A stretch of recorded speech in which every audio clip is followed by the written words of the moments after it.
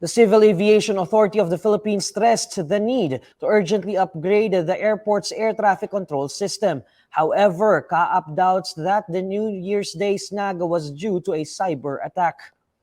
In a statement, CAAP said that the air traffic management system glitch does not appear to be a cybercrime because affected electrical equipment cannot be manipulated from outside the CAAP compound. Nonetheless, a review will still be conducted by cybersecurity experts, CAAP added.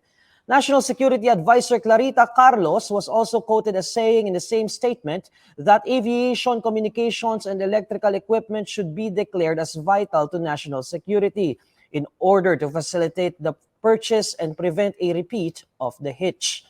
A common agreement to enhance CAAP facilities and replace the damaged equipment was decided during a meeting attended by Carlos, Department of Transportation Secretary Jaime Bautista, and Department of Information and Communications Technology Secretary Ivan John Uy, among others.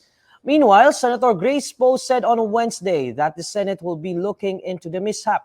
5 senators have also filed separate resolutions seeking to investigate the air traffic mess.